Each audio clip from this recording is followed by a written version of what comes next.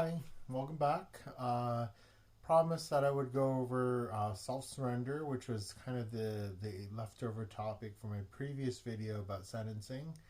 And self-surrender is something that is in the federal system where they allow you to essentially stay out in the community after your sentence in court, and for you to then go to your designated site on your own to show up, right?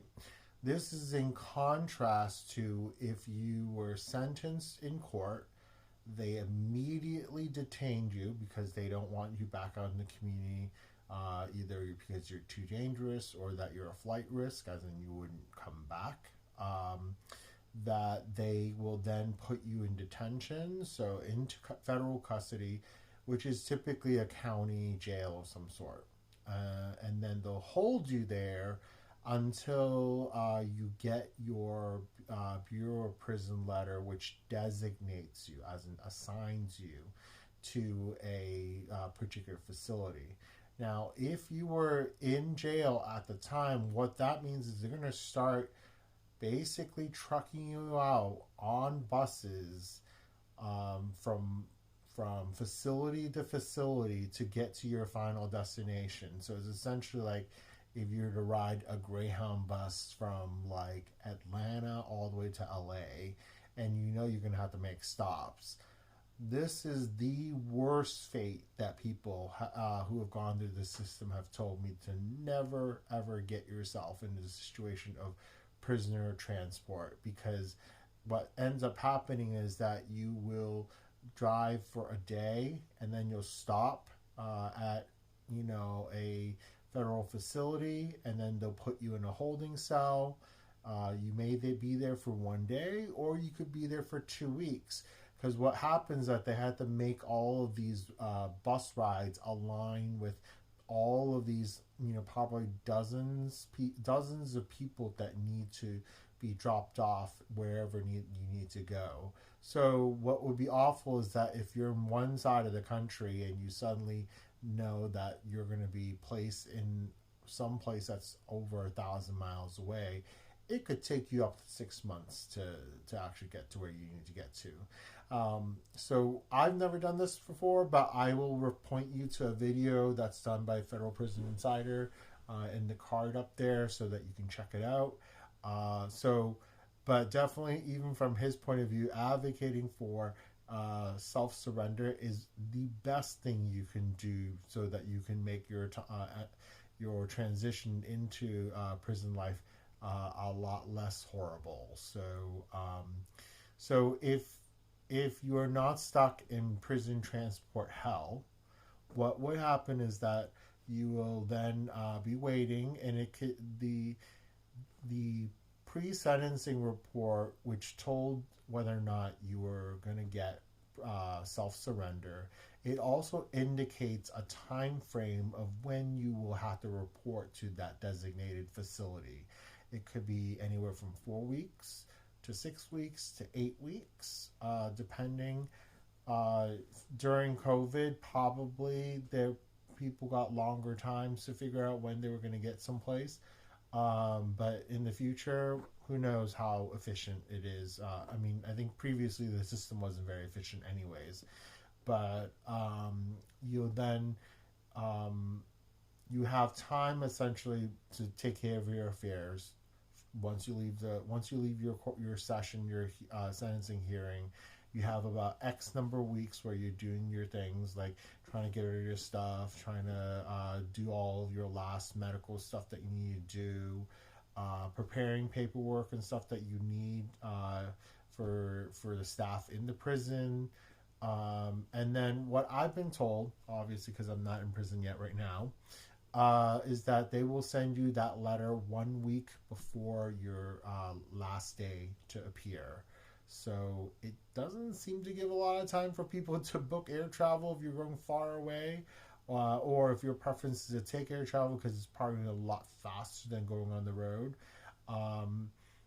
Everybody who's gone through the system tells me that the Bureau of Prison has this policy of making sure that that inmates are placed within 500 miles from their home jurisdiction. 500 miles is very far. I mean, maybe not if you live in the state of California or Texas or Alaska, where 500 miles is like, yeah, that's the next town. But 500 miles is a good distance for most states. You can get you can cross into another state with 500 miles. So theoretically, it's sufficient time if you were to drive. You drive 500 miles to get to where you need to go. If it was my preference, I would probably want to fly to somewhere and then rent a car and then get to the prison facility. Even that's kind of hard because like you can't return the car, so you'd probably need somebody to help and come with you to then go home and return the car. I mean, it's not like you can. It's really difficult, and since I've never gone through it, I don't really know how people handle it, other than to have their family take them to the facility, or take a very expensive cab from whatever is the biggest city from where that facility is located near. So, self-surrender is a very important thing to ask for, and it's something that's earned. Because if you were good on pretrial probation, or you weren't a troublemaker, well, no, because if you were in detention, you wouldn't be getting. If you were kept in detention all the way through to trial, your likelihood of getting self-surrender is not likely, because you'll be just thrown back into detention after your sentencing, and then you'll just have to wait for prisoner transport. But say if you were lucky enough to have been allowed to be in the community during the entire time of your pretrial and through your sentencing, getting that self-surrender is the best thing you can do. And it also provides a lot of closure, because then if your family does take you to the facility, you at least get to hug them that one last time before you become an inmate. And I've seen a lot of teary videos on YouTube where it's sad. It's absolutely sad, but it's a memory. It's a memory that people will keep. So that's self-surrender in a nutshell. If you have any questions about self-surrender, please let me know in the comments. If you like this topic, definitely click the like button. Let me know if there are any other topics related to the federal system that you want to know more about. And also, if you have not subscribed yet, definitely subscribe and hit notifications so that you know when my new videos pop up. This last topic probably wraps up my conversation about what happens when you first start out with the federal case and then how it gets resolved. Because I've never actually gone to trial for my case, I just pled out. That I probably can't talk much about that. You can look for other channels that may talk about whether or not it's, what happens if you go to trial. Although, as my previous statistics let you know, convictions among federal cases are so high. So it's usually not a good route for most people.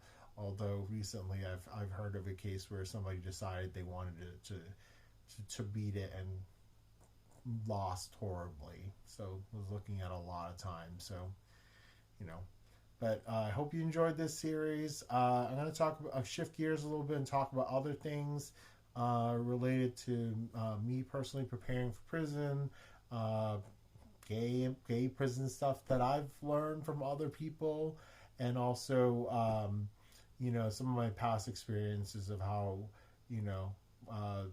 does the jail experience relate to the prison experience. So lots of content. I hope you love it.